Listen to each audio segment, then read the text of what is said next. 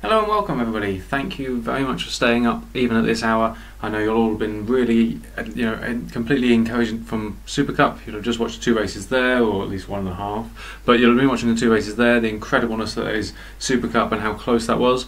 No rain though, interestingly. A lot of people talking about that straight after the race. Because it was forecast and it was it going to happen, was it not? We've also got that for tomorrow, ahead of the Super League.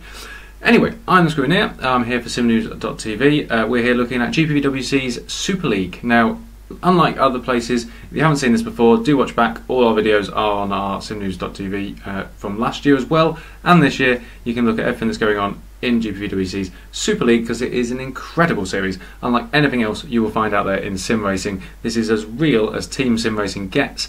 You have to develop the cars, you have to choose your tyres, you have to look at engine wear, you have to look at you've got finances, you've got marketing. There's so much going on. We've discussed bits and pieces in all different manner of shows by now. So if there's anything you really want to know or you want to look into certain things, just look back on some of our old videos. Loads of stuff going on there. In the meantime though, guys, anyone who is actually staying up live to watch this, brilliant, thank you very much, or wherever you are in the world. If there is a question you want to ask, do ask it in the YouTube comments there. I'll try and answer them in a minute at the end of the show. So we've got the Super League tomorrow, round 2. We are in China. As we've just seen, we've had some great racing over the last 2 days in the Formula Challenge and Super Cup, which is the feeder series, but in the Super League it's not quite the same.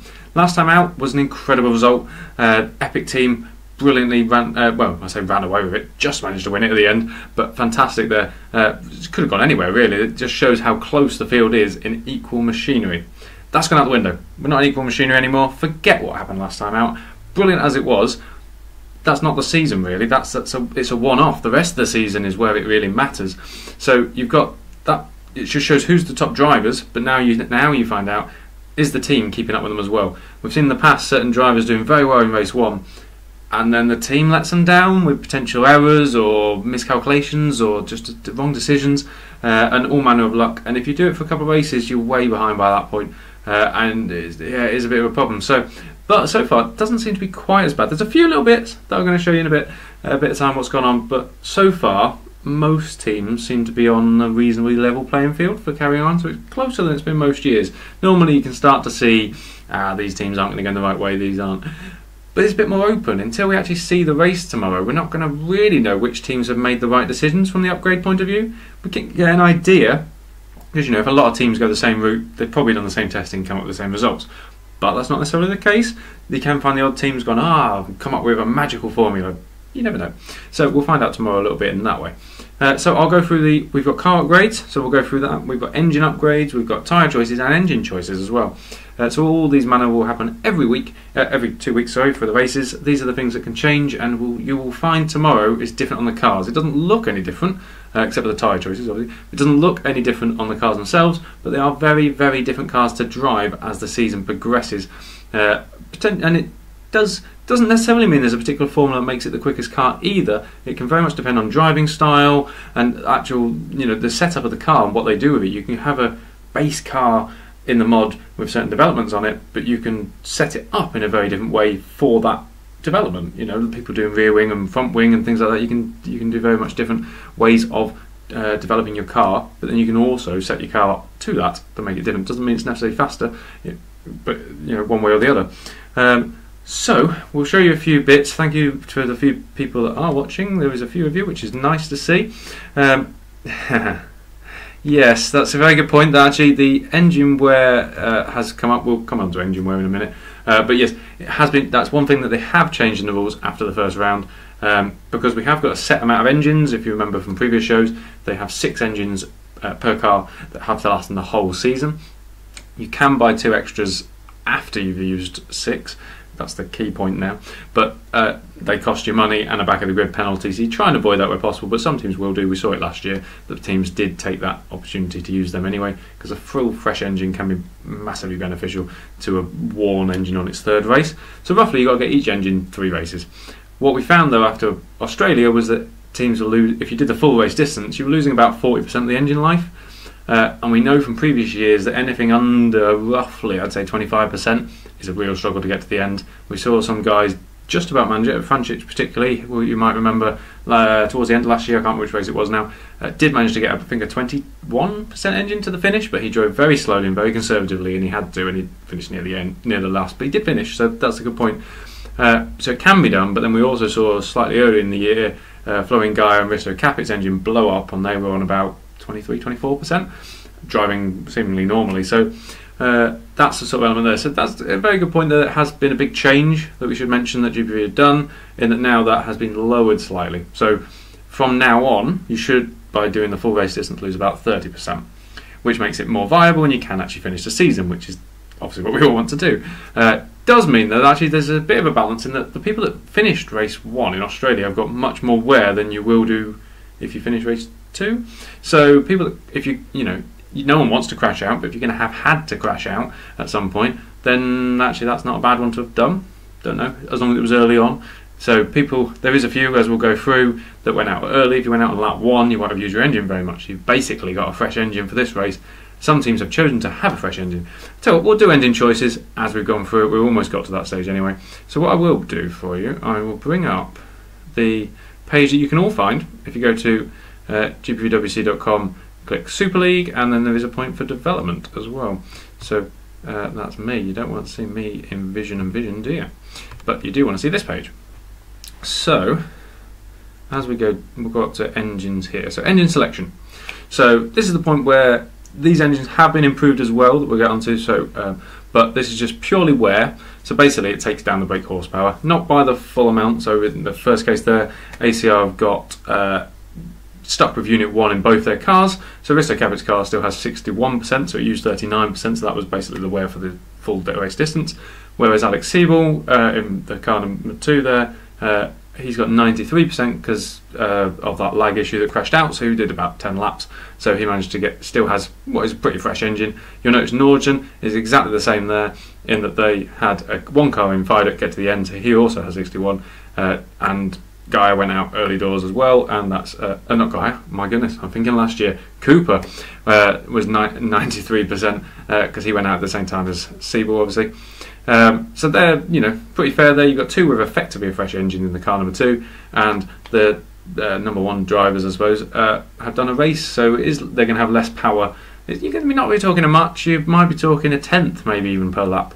That makes a difference over the race, and particularly in qualifying would, but there's loads of penalties and stuff to go with that as well, so you have to factor all that in. This is why you love Super League. It's never clear cut. There's so much going on. Edge Esports, the 2 cars there, 62 and 63%, so very, very close again. Whereas both their cars getting to the end, even though they had a few issues.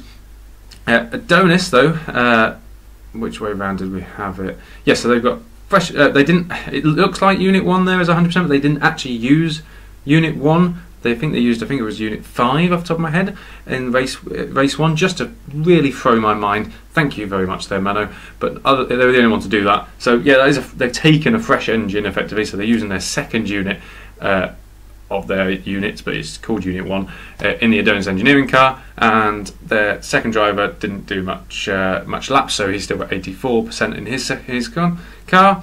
Hawkeye have chosen to take both Unit 2, so that's fresh engines in the Hawkeye cars for both their drivers. Same with Red Archer, they've also taken fresh engines there. Maybe in this point you're thinking, well, actually China, isn't it? Could use a fresh engine on the long straights, that's great, and maybe I don't need the fresh engine in Baku, which is the 3rd race, so actually that might make sense, potentially. But you've got to look further down the line as well. If you're only trying to use 6, do you want to have used 2 fresh engines on race 1 and 2? You've got another 16 rounds still to think about. Maybe not at this stage. Mad Cape, they've just stuck to the same engines. They've got a 61 and an 85% engine. One crashed out early. Street Fighter, they've got 60%, finished the race, and 83% for Gaia there, because he crashed out early. Storm, after their very good showing with Liam last time out, he got his car to the end, so he's got 60%, and the other car has 83% after the early finish there. Missouric, again, very good, both cars to the finish, 62 and 63% respectively. Apologies, guys, been a big long day, coughing all over you, sorry about that. Evolution, taking a brand new engine in the first in their first car, which is Unit 2 now, and kept Unit 1 for the Tom Parker car, because obviously that crashed out early as well in 95 there. Epic are coming off the back of their debut win. Yeah, we can't say it enough. Debut win by Epic. Fantastic work. They've obviously gone, well, we're going to really throw our minds at this, and we're going to go 100% engine again for using Unit 2 in both their cars. So they're really coming out the traps on this. They used 100% engines last time, 100% engines this time. Eval also doing the same, 2 fresh units in both their cars as well. It wasn't the best event necessarily for them, but this time I hear Argo's back in the car to start the season as well. It wasn't too bad. It's a good debut really. Flag to Flag did a good showing for themselves as well. Got 2 cars to the finish in points, so 61% and 63% to them as well.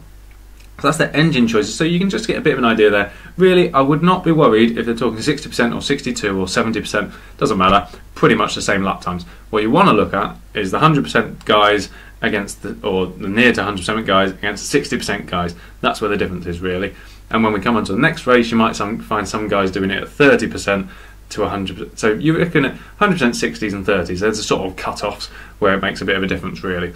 So that's the mix there. You're looking at quite a few teams, you know, you're looking at the, what we're talking, Epic, Eval, and Evolution, Red Archer, Hawkeye, and Anadonis, all have 100% engines. There's a couple as well where you're talking the 93s and 95s that you want to look out for as well that crashed out early. They're all going to have a slight advantage over everyone else. It's small at this point, but a slight advantage there.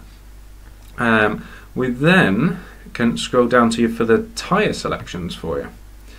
So you look at tyre selections, and it's a lovely graphic that they have on the GPVWC website. So there is a few. Last time out it was a bit closer, and most people picked the same, and then there was 3 or 4 teams that didn't. This time out there still is a clear favourite. When we scroll further down here, you look and go, right, an awful lot of teams have chosen the ultra soft, which is purple on there, the soft tyre, and the medium tyre. So last time out it was the ultra soft, super soft, soft. This time out they're going slightly harder, but they all want, quite a lot of teams want to keep that ultra soft for qualifying basically. Makes sense. And then you've got the harder 2. They seem to, you know, which don't seem to be medium haven't been used by many yet, so that'd be interesting to see. Soft again, they weren't used by many. But those teams that have done that, you've got Storm, you've got Missouric, you've got Evolution, you've got Eval, and I believe there was another, and Adonis, have all chosen that. You've then got a few that deviate. So one thing that is useful to look at is these ultra softs. So most teams have kept the ultra softs, but there is a handful that haven't. So Norton do not have the ultra softs available to them, neither do Mad Cape or Epic. Quite interesting. Normally the qualifying tyre, but with so many back of the grid penalties, some teams thinking, well, we don't really need it, maybe. But at the same time, we have found them last time out, we saw them lasting a bit longer. So maybe they were a viable option, but then super softs might be the viable option in this one, so we're not quite sure yet. A lot of teams choosing the mediums. When you look, there's only, well, we got 5 teams without, sorry. And only Nordstrom picking the hard tyres. Oh no, sorry, Mad Cape and Nordstrom picking the hard tyres, which we did see last time out being used by Risto Capit, nearly to work out, but didn't quite. But maybe this is the track for them instead. Don't know. ACR decided it's not. They don't have that hard tyre this time out. They've gone with the ultra soft, soft, and mediums. Which, yes. Anyone else? So there's a few interesting ones out there, like Mad Cape, for example, soft, medium, and hard. They haven't really got any. They've got no ultras or super softs. That's them going. They're not doing many stops in that car. Basically, watch out for Mad Cape, starting quite low down. So you're going to expect them not to do many stops and try and do it that way.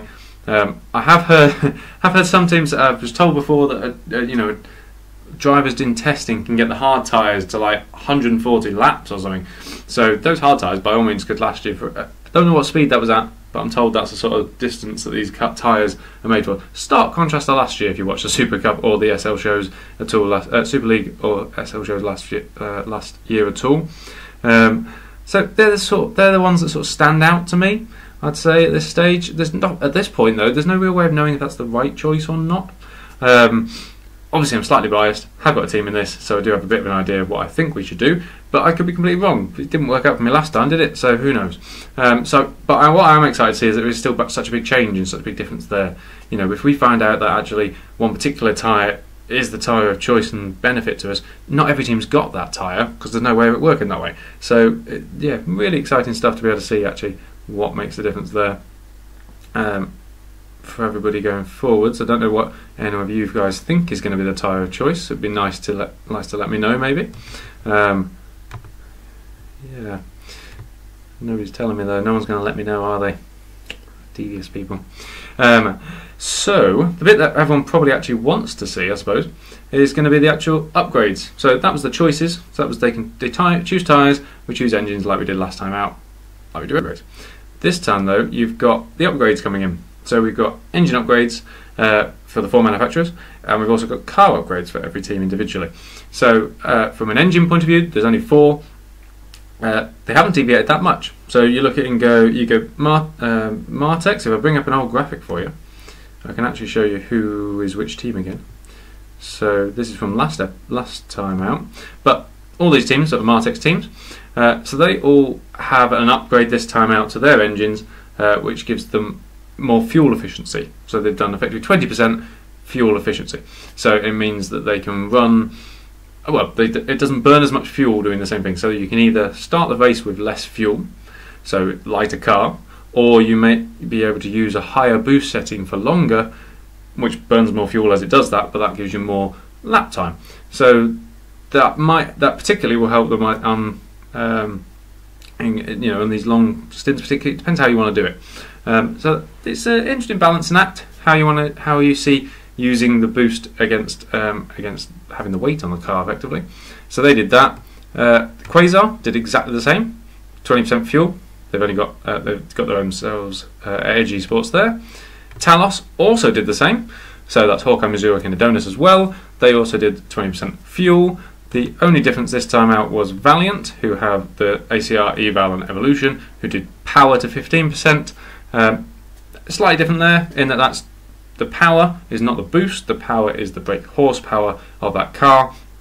So where we before saw the engine percentages being lower, that the Valiant engined cars brake horsepower has risen anyway, and then there's a percentage down. So actually, brake horsepower wise, a slightly used Valiant engine could be more brake horsepower than a fresh any other engine. But that's just brake horsepower. That's not a game at all. You start counting the fuel efficiency in and using the boost. The boost is more time, or better potentially at gaining time over a lap than brake horsepower, but it depends how long you can use that boost for. So that's exactly the balancing act that all teams have had to make, and all engine manufacturers have to make as well. So that's the only difference there. So all the other teams are effectively the same. If they all do the same upgrades, it doesn't really make any difference. It's the same cars. It's only these 3 Valiant teams that you actually need to look at, in that they are different to the rest. So they can't use their fuel efficiency is not as good, but they have got more brake horsepower. So there's that balancing act to those teams. Only time will tell which one was the best way of doing that. And then team upgrades. So anyone who's looking at GPVWC site, unfortunately, slight error on the site that you can't actually see them. Normally we had to see exactly the upgrades that have gone on. So I'm going to have to refer to my phone here, where I've managed to get all the upgrades. Thank you very much to Nikos for his absolutely fantastic program that you can find all on the forums and stuff. Absolutely brilliant.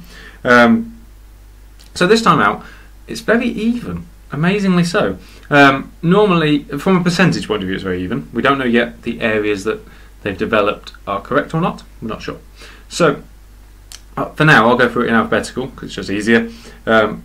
Remembering that there is was it 9, 10 different areas that they could have developed. They can only develop 2 at a time. That's all. So you look and go, right, ACR Zack Speed, they've done 15% on weight, so that's their car is lighter, and they've also done 15% on diffuser downforce. So that's their 2 areas. Is that right? Yeah, we're not sure. That's 30% altogether, 30 points altogether used as development, which is the most of anyone. It's very close though. Next one down, Edge Esports. They've done 14% on the front wing downforce, and then 13% on the body drag. So these percentages are slightly different based on the staff members and the things that we spoke about last time. So depending on the time frame that you put it on and the guys that you have actually working on the car, gives you a different percentage in the same time frame. So that's the interesting point there. I'm just going to die, but I'm going to tell you this all because it's brilliant and you need to know it ahead of tomorrow. So, Adonis Engineering, they're next up. They've got 14% on diffuser downforce, and they've also got 14% on body drag. So they've got 28 points altogether, so that's one more than Edge Esports. But if it's on, they've both done the body drag, so if body drag turned out to be the one that matters, then they've got 1% more. But at the same time, they've done the diffuser rather than the front wing. Epic, they've chosen to do weight, so they've done 14%, and they've also done diffuser downforce at 15%, so they've got 29. So actually, they've got more development on that car than Edge or Adonis. Only slightly. We're talking very minimal here, but nevertheless. Now this is the one I want to get to. Eval. Right, these guys have nothing on the car. This is a brand new team, 0 on the car. Now, you can play two things into this. So they've got the same car they had last time, and they've even put a fresh engine in, so they've got the exact same car they had last time. So there's two things to this. It either means, one, they're a new team and messed up. If they messed up, they haven't put the development in, or they didn't develop it in the right time frame, or they didn't put it in time, in which case there's a problem and we're going to really struggle this year. Second option, they've been quite clever. Everybody else, we'll come on to, has developed for this round. Now we've spoken in the past that there's not enough days in between consecutive rounds, so you can't develop for round 2 and get a development in for round 3 in the same time frame. So if you develop for round 2, like for example the ACR, Edge, Adonis and Epic there we spoke about, they can't bring anything extra to Baku next time out, but they can for race 4, which I think is Spain, top of my head. I think it's Spain. So they can't do that, but Eval can. So Eval haven't brought anything to this race, so they can be a bit behind. But next time out in Baku, they've had longer to develop, and they should have the best car. Depends what they've chosen area-wise, but development point-wise, they should have the best car. So that's quite interesting. As a new team, that's a viable strategy. We've spoken about it before. Come in, do alternative. So then they're going to not be able to develop for round 4 that everyone else develops for, and they can develop for round 5. Monaco? Yeah, Monaco. So if they develop the areas really strongly that are for sort of street circuits like Baku and Monaco, then actually this could be a stroke of genius. They could have the best car for those two tracks and go out and win. That's got to be better than finishing 14th or 13th, potentially, having an even car like everyone else. Obviously Epic have shown us that actually it doesn't matter being a new team, you can go out and win anyway. But it's a viable strategy. If you're a new team, that's one I might consider. Because at least you know for half the season, potentially, you get the best car compared to everyone else, whereas everyone else has just got the even. It does mean for half the season you've got the worst car. So it's quite a hard sell to your drivers, I'd imagine. So that's Eval, absolutely nothing on the car. Going to be a bit of a struggle maybe this time out. Evolution, they put 14% on the front wing drag, and they've also put 14% on the rear wing downforce. Sorry, no, they haven't. They've done weight 14% and rear wing downforce. Sorry about that. So that gives them 28 in total, which is the same amount as Adonis. Flag to flag, another new team. Done an interesting thing here. They brought one upgrade. Absolutely fine. So they brought the one upgrade of 14% of diffuser downforce, which is the same as ACR, Adonis and Epic did. So they brought that along. But they haven't done the second one. So again, we've got the two options. They either messed up and only did one slot, or they've been quite clever and done the second slot for round 3 in Baku, in which case they can bring one development to every single race. So you can do your 2 slots. So slot 1 can be for race 2 and race 4 and race 6. Slot 2 can be for race 3, 5, etc. So, which is a viable option. It just means you never have the best car. You're always lagging behind, but you also never have the worst car. So you're always in the middle, which is pretty good. You know, it just means you can keep scoring points altogether, and it's quite a good strategy for a team wanting to be up the top points-wise. If you know you're going to continuously score points and your drivers are good enough to pull your car slightly better than it is up against some other guys, absolutely brilliant. Could be an absolute stroke of genius really from those guys. So we'll see what Flag to Flag can do with that. I'm excited to see what the second development is. Hawkeye Racing, they obviously league veterans around here, so they got front wing downforce 15%. And diffuser downforce 14%, another one for diffuser there, quite a popular one it seems. So they get 29%, which is the same as Epic and only one behind ACR, so top car there really as well. Madcade Racing, they haven't got quite the stuff, so they got 28%, but they got 14% on weight and 14% on front wing downforce. So again, front wing downforce becoming quite popular. 3 teams so far done that. Zurich, they've gone 14% on weight and 15% on diffuser downforce. Another diffuser downforce makes them 29. Nordstrom Racing, they've done rear wing downforce at 14% and 15% on the front wing downforce. So they've done both downforce, front and rear wing. Viable as well, because you want to keep it quite even, potentially, keeps your car quite balanced. That gives them 29. Red Archer also got 29, but they've done 15% weight, and they've also done 14% diffuser downforce. So that's the same as Zurich and ACR there, the same ones. Street Fighter, they've done 13% on the rear wing downforce and 14% on the front wing downforce. So that gives them 27, the exact same departments as Nordstrom, but slightly less percentage because of potentially their staff members. Storm, they've done 15% on diffuser downforce and 13% on body drag, so that gives them 28. So you look at that and go, right, let's ignore what the different areas are for a second, just look at the pure percentages, and you go, right, you've got ACR at 30, but then you've got everyone else, with the exception of eval and flag to flag, on 27, 28 or 29. Everybody. So it's pretty even from a percentage point of view, but now it's just, have you chosen the right areas? So you look at it and we've got 6 teams have done weight. You've got 8 teams doing diffuser downforce. You've got 3 teams doing body drag. You've got 5 teams doing front wing downforce, which was the one of choice last year. Everyone did that last year. You've got 3 teams doing rear wing downforce. So there is a bit of a change around, but mostly, obviously everyone goes with downforce and things like that. It was the same last year. It's been the same year before. Just which area of downforce is the important one for you. So obviously nobody does dirty air. If you see a team doing dirty air, sorry, I'm going to slate you. To be fair, at this stage of the season particularly. So you can almost discount those 3 areas. So you're basically talking then you're down to 7 areas of potential development. Okay, so that's where everyone sits with that. It's going to be really even still. The 2 teams you might struggle with is flag to flag and eval, but even then it's small percentages. We're not talking huge differences here in lap time. It's enough that it makes a difference to the teams and strategies, but not enough to spoil the show for you guys tomorrow. Basically, it's just such a great series of what's going on. I just thought I'd see if anyone had commented to me. No, you sad people must all be asleep at this time of night, I suppose. Absolutely understandable. Basically, that's everything for the cars. So you've got the cars, we've seen there, everyone's cars are slightly different, but quite even, but different areas. Engine-wise, again, all very even, except for Valiant. Teams, you've also then go on to engines. Again, quite even. You've got about 5 teams, though, that have got fresh engines. Again, not going to be much difference at this stage because nobody has a really worn engine.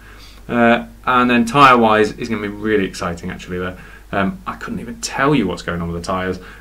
Everyone's picking different things. There's not even people that stuck the same stuff they did last time or the same ideas. Some teams that wanted really soft tyres last time have picked hard tyres this time. So it's not even down to the driver's styles. Maybe they're learning from what other teams have done. Maybe they're not. You know, if you were a team that picked loads of soft tyres, now you picked hard tyres because you've seen others using them. But then the teams that used hard tyres last time haven't picked the hard tyres this time. Goodness knows. I wish I knew. All I can do is sit on my team and go, right, we are happy with what we're doing. So hopefully everyone else is happy with what they're doing as well at this stage. I imagine they will be because everyone is really confident and really excited to see what's going on with these upgrades and developments on their cars. I can't wait to see what's going on. Remember everyone, the racing tomorrow is live here on SimNews.TV as well from GPVWC.com. 8 o'clock race start, 7:30 stream start for qualifying and some talk. You can join Jake and Josh for that. So utterly brilliant guys there, you can't miss it. It's going to be absolutely brilliant in China, and there might even be rain. Another factor altogether. There is so many penalties. Do watch the SL show, the Super League show, where they discussed all the penalties that went on. There's so many back of the grids. I think there's about 17 or something ridiculous. So there's going to be almost 2-tier qualifying. So it's not going to be great, which makes a big difference again in what maybe they've chosen in the tyres. Not really upgrades because the upgrades is done weeks ago, but it will make a difference in the tyres and potentially the engine choices as well. You might want a fresh engine if you're starting at the back to power through some guys that haven't got that. So I'm excited to see what's going on. I hope you are too. Join us tomorrow, 7:30 UK time on SimNews.TV for the Super League race itself. Then we will be back ahead of the next race. We do the whole ladder now, so in 2 weeks' time we've got the Tuesday, Wednesday and Thursdays. We get the Formula Challenge, Super Cup and Super League. And before that, we get the Super League show and the Super Cup show. Potentially another one coming your way as well. GPVWC also has the World GTs coming up next week, so enjoy that if you're watching those. But there's some great stuff going on here at GPVWC.com. You can catch it all, though, on SimNews.TV, so make sure you subscribe below and hit the notification button, and I shall see you next time.